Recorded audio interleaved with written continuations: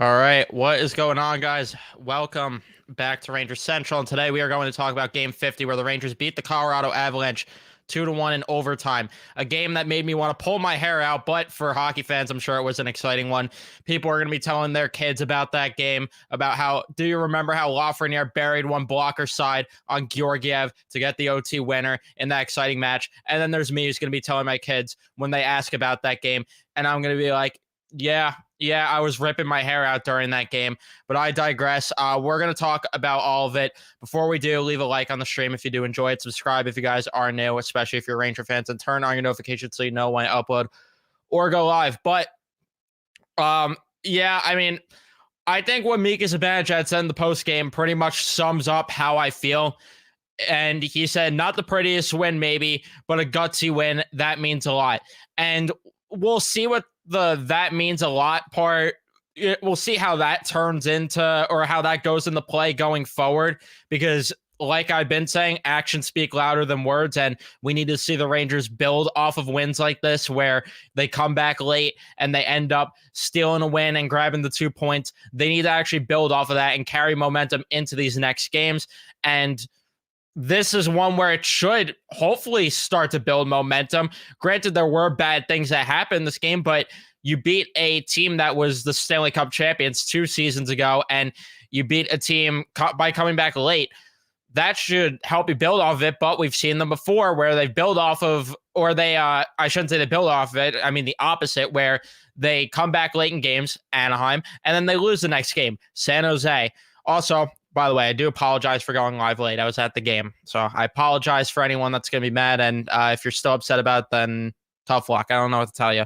But all I know is that this game started off very ugly. I mean, that first period alone was just absolutely embarrassing with the way they played defensively. There's no way around it.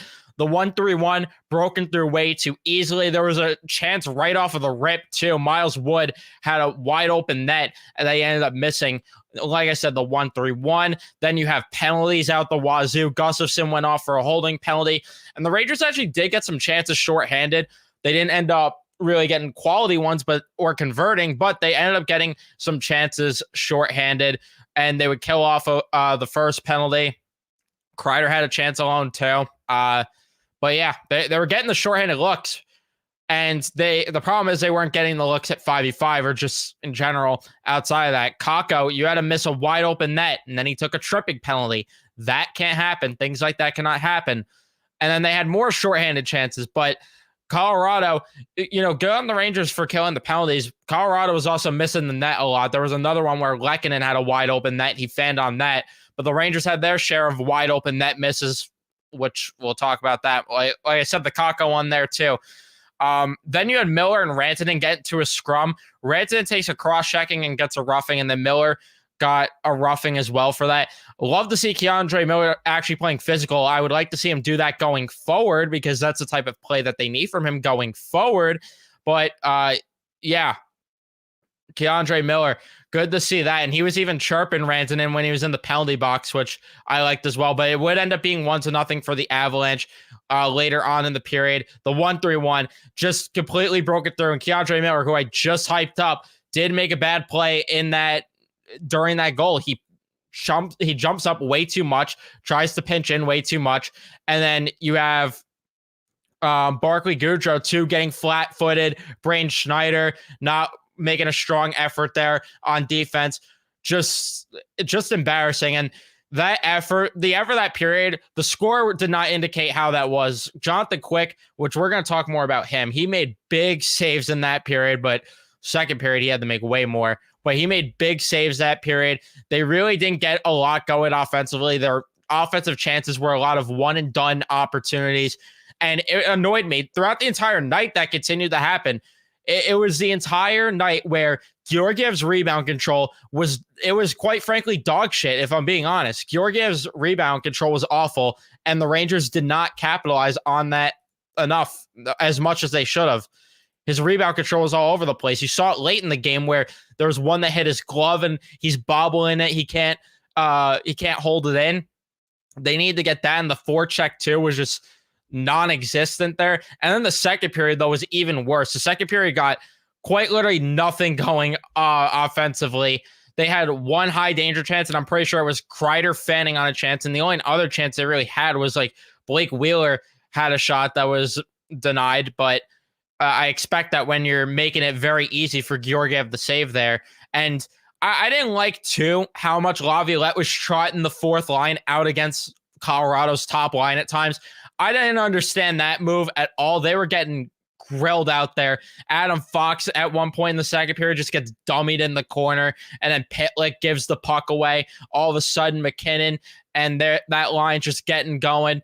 I didn't like that at all, but yeah, I'm not going to lie here. There were times where they did have some possession in the offensive zone that second period towards the end, but it just was not enough chances. It was not enough chances, and that's been a story that we've been talking about for just ad nauseum with this team this year, where they get the possession, they're in the offensive zone, but they just don't shoot the puck enough. They don't create enough chances, and they don't capitalize on opportunities that they do get. That's the problem that I have here.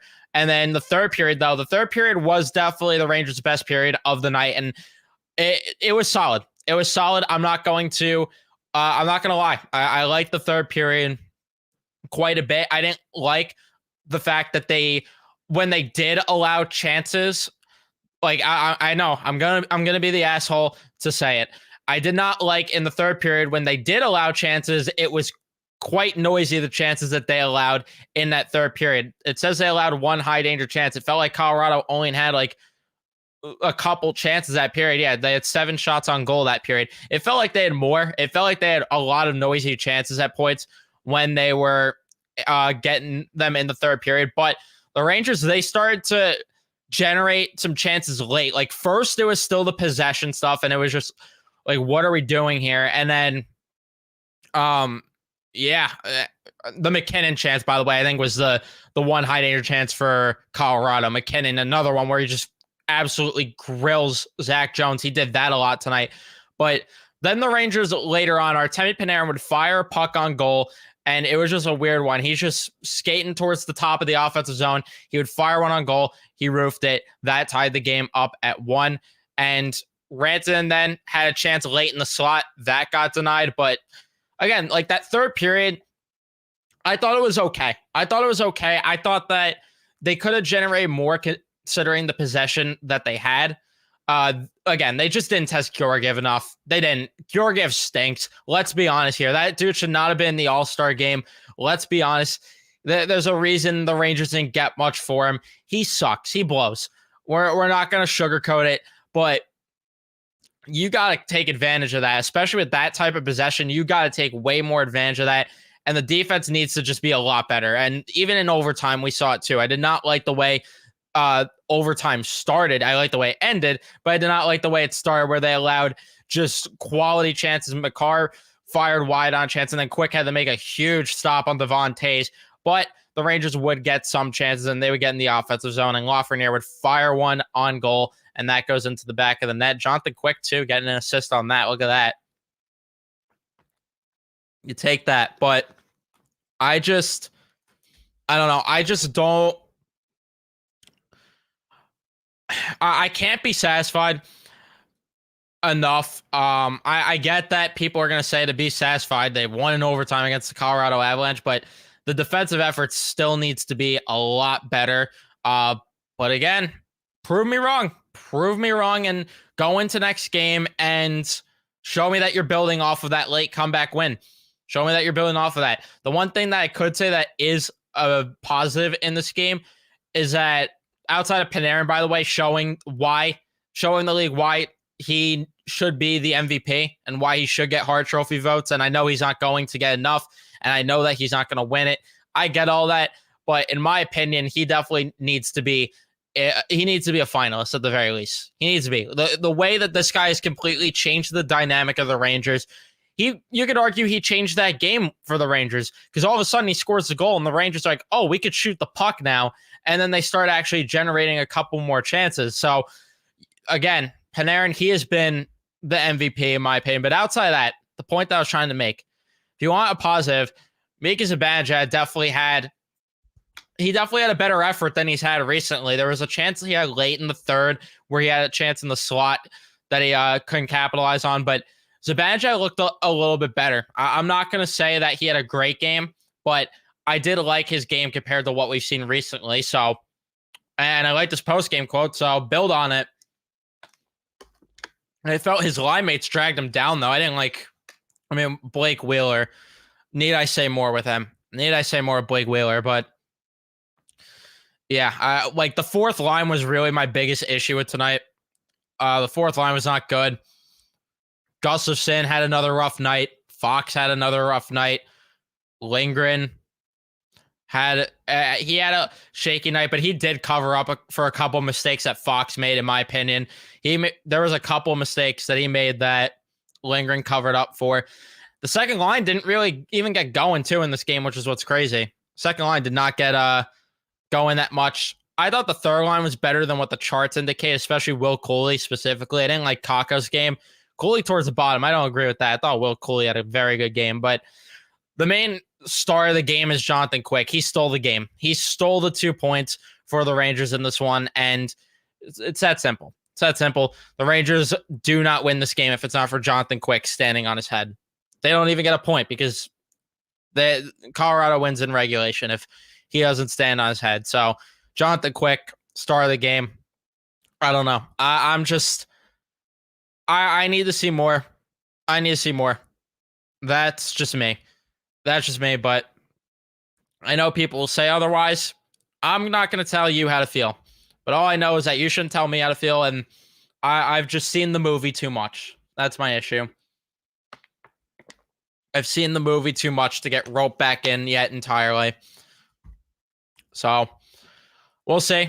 We'll see, because you play another quality team coming up. You play the Tampa Bay Lightning. And yeah, like this is the main thing. It was really a 2021-22 type win with under Gerard Gallant, where they get outplayed pretty much the entire game. They come back late. That was a textbook Gerard Gallant game. They came back late. Their goalie stole them 2 points, and they ended up winning. With a late comeback. You're not wrong. It was textbook 2021-22. Definitely textbook. And yeah, that you play Tampa, Chicago, and Calgary and Montreal. I mean, you got to beat those teams. If there's a chance to get a win streak now, you got to take advantage of teams like that. But we'll see. And then the Stadium Series, which is just going to be chaotic. That Stadium Series game is going to be wild.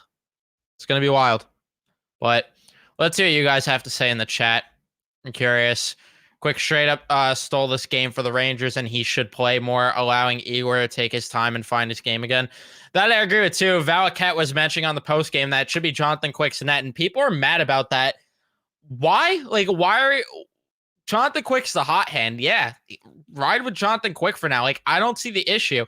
To me, it just motivates Igor more potentially, and he's got to win the net back. I don't think there's an issue, because it's not like we're saying replace him entirely. It's just we're saying Igor's got to earn the net back, and Quick's been the hot hand. Great win, not perfect, but great nevertheless. I would say gutsy. Gutsy's the word, like Zibanejad said. I agree with what he said. I hope Miller continues to play like that the rest of the season, finally started standing up for himself. Yeah, I would like to see Miller play physical. Prime Gallant hockey tonight. Yeah, show up for a period and rely on Quick and Panarin to bail the team out. Not moved at all by the win. It's also the same mistakes that keep costing them. Yeah, I mean, the breakouts, again, were an issue. The offense, like I said, was one and done pretty much the entire night. And Colorado's offense, you could just tell with the way that they played. I'm not going to lie. I was getting chills and I was foaming at the mouth a bit. I was sitting there looking at Nathan MacKinnon, seeing what he was doing, thinking, what do I have to do to have that on this team? And don't get me wrong, I love Panarin. I love Panarin. He's very good, and he's definitely up there as an elite player. But let's be honest, Nathan MacKinnon there's Connor McDavid, who's in a tier of his own, and then there's that second tier. That's where McKinnon lies in with, Matthews, Draisaitl, those guys. And then you have your tier where it's like Artemi Panarin and guys like that. So But yeah, I'm not gonna lie. I was a little jealous. I was a little jealous with the way that the Avs were playing too. Like watching the way they played north south, that line with Colton, Wood, and I think it was O'Connor on it. That line, the way that they were forechecking all night, like they didn't score. They could have scored a lot. That line looked so good for Colorado tonight. Sorry to gas up the other team, but to like the way that they were forechecking was just like I'd kill for it. I'd kill for it in Minecraft. In Minecraft. And yeah, when they get possession, they don't get enough shots off. Yeah. It's the issue. Yeah, Georgiev's rebounds were dog shit. They were dog shit. Yeah, they were though. When they get, I already read that. That wasn't a bad game at all. First was a little sloppy, but I'd rather them play like this. They actually played with energy. If they play like this every night, they will win a lot of games. I mean, they got to play better in their own end, though. They got to play way better in their own end. The offense, I mean, you could at least work with that. Like the possession game, it's annoying. You got to start putting pucks on that, but you could work with that. But the defense needs to be a hell of a lot better than it was tonight. It needs to be a hell of a lot better than it was tonight. And Colorado played with some energy too. That's what I'm saying at the start. Like, if you're a hockey fan, this was a game that you loved. Despite the score, it felt like a higher scoring game with the pace of the play. And by the way, I just got to say, I'm sorry I'm gassing up Colorado again. Zach Parise, this dude comes out of retirement at like 90 years old, and he's just out skating Blake Wheeler at will. Like, jeez.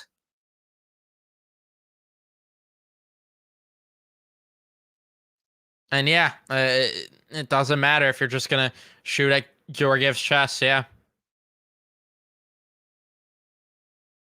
That laugh OT goal got me 650 G's because of his shots. No slander from me for the next month. Damn, good for you. Congratulations on the hit there. I had a very big parlay hit somewhat recently, so good for you. I know how it feels, thankfully. Until I inevitably lose over and over again. When when they get possession for a long period of time, they need to force themselves to the middle of the ice. That's a problem. Yeah, they don't create enough traffic in front of the net to get rebounds. They don't create enough traffic in front of the net to get deflections or just any of that. And their forecheck too needs to be a lot better. I didn't like Kreider's game. I thought there were times where he was just not moving his feet enough. Like, yeah, he got a couple of rush chances, but if he wasn't getting rush chances, he wasn't moving his feet really. He wasn't moving his feet enough, in my opinion.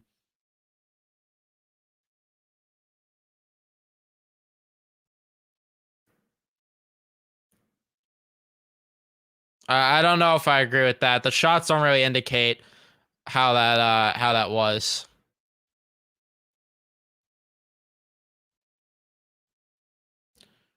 I don't know. The win was good, but not feeling too good for that Tampa game. Evan, also, do you think a Henrik Vetrano trade will happen if it does? Or when do I think it will happen if it does? In terms of the first part, yeah, I mean, I'm gonna be honest. I don't feel 1,000 going into any of these games lately, and it's annoying, but it's the way it is, especially with the recent stretch. But hopefully, this is some sort of hopefully they turn things around. I don't know. I'm trying to hang on hope, but in terms of when a trade would happen, I'd say you're probably looking at if there's going to be a trade soon, it's going to happen this weekend since they have 2 days off between games, or it's going to happen between the Calgary and Montreal games since there's 2 games off there. I mean, it could happen. I think after Chicago is when you could realistically see one because they play 2 home games and that week is pretty much empty. Latest is probably around the Stadium Series time, or maybe even later. I could be wrong. Drury might wait to see what he could do on that.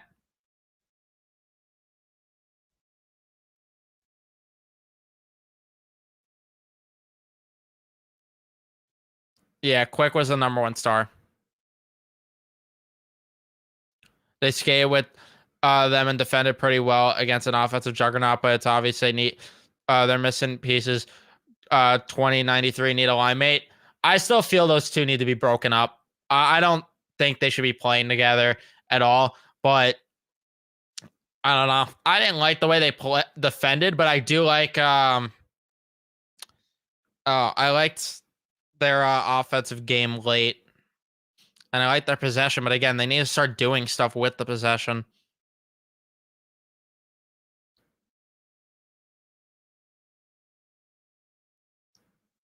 Yeah, that's something that I do got to give Laviolette credit for because I was mad about the fact that they were trotting out that fourth line against the top line.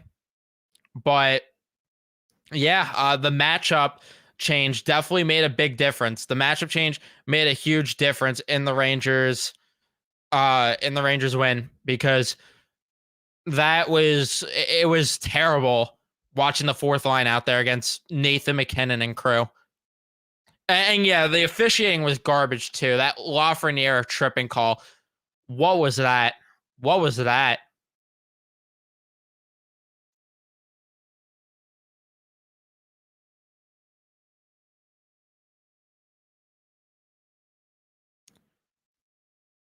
I get that people are saying that, you know, McKinnon's up there, but Connor McDavid's in his own tier. Like that's just me. Connor McDavid to me is in his own tier, but that's not a slight at Nathan McKinnon. That's just because Connor McDavid's not from this planet. But to me, Nathan McKinnon is uh to me he's second or third. To me, he's second or third. Because I think Matthews, the thing for Matthews for me is just his goal scoring is just like it's just so good.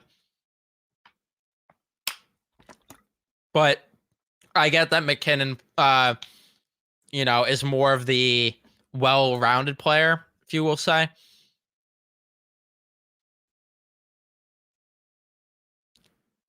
I don't know about that. Georgiev's having a very rough season right now. He's having a very rough season.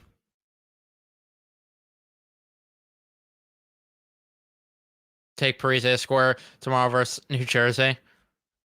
It's like a Rangers thing. Former Devils score against the Devils. I didn't know the Devils were like that.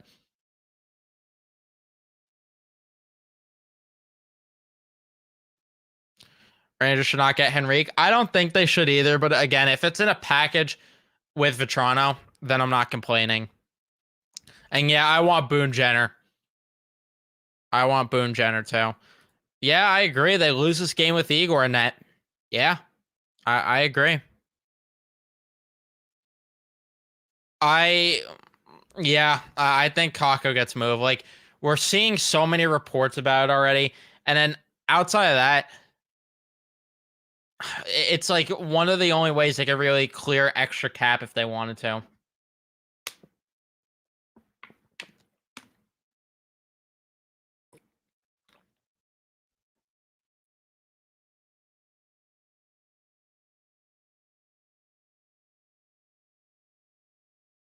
I can't agree with that. I can't agree with that. I'm sorry, Bobby. Um, I usually I agree with you, but I don't know. I don't agree with that personally, but that's just me. I think Quick stole the game. What about Kucherov? I don't know where I'd rank Kucherov. He's such a tricky player to rank. He's such a weird player to rank. He'd probably be top 10, top 15. Cause I don't know. I don't know.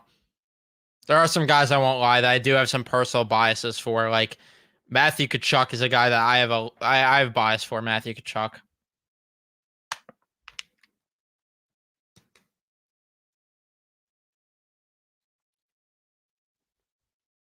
I don't know. I wouldn't rule out other options there, Luca. There could be other options. You never know.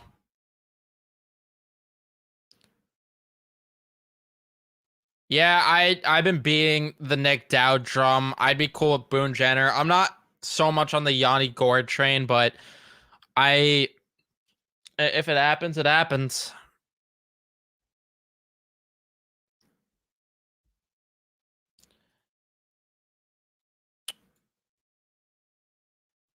What was I gonna say?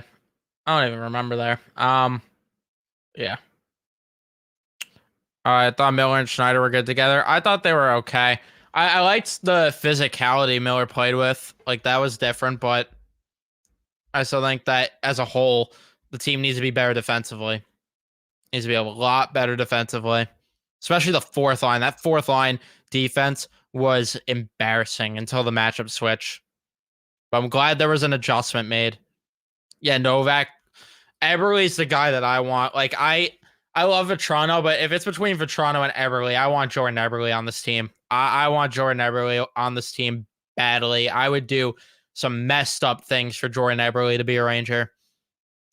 Not sorry about it either. Because he would be he's quite literally what the Rangers need in every single regard. What I think it would take for the Rangers to get Brady Tkachuk? I'm not sure.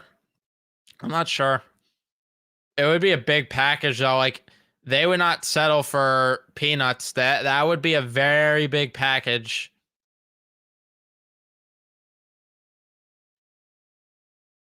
No, not on Minecraft for that. I feel like if Drury doesn't make the move with the Ducks, he's waiting on the Kraken and Preds to fall out, which means close to the deadline. I could see that too.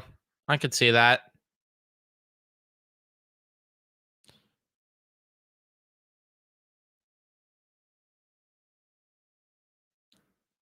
Yeah, Eberle would. I don't know actually. Eberle might not cost more than Vetrano just because of the fact that he's on an expiring deal. They might have similar value.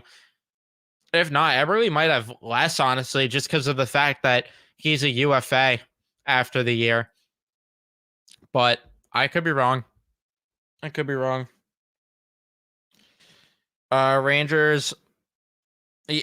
I'll address the next comment in a second. And the Rangers, by far important need is a defenseman. Gus should be the seventh D-man in the best case scenario when the playoffs come, and Joel Edmondson is a perfect guy to try and snag.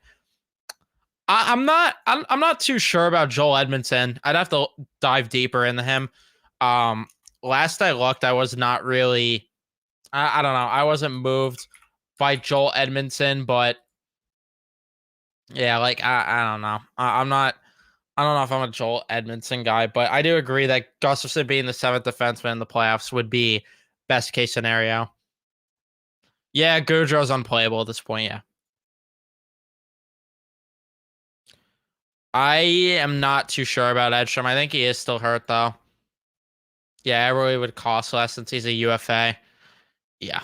And I think he would be such a perfect fit. But I'm going to wrap things up here. I'm sorry for keeping it short. Do I think the Trouba suspension helped Miller? I wouldn't say it helped him, but I don't know. I don't know. But yeah, I forgot Trouba will be back next game too, which Zach Jones, I didn't love his game tonight, so I'm fine with that. But I'm going to wrap things up here. I do appreciate every single one of you that tuned in. Again, I apologize for keeping it short, but I do have to wrap things up. Wrap things up early here. And you got to see the Knicks tomorrow. Good for you, Luke. Going to a Knicks game is fun. Enjoy that. Enjoy that.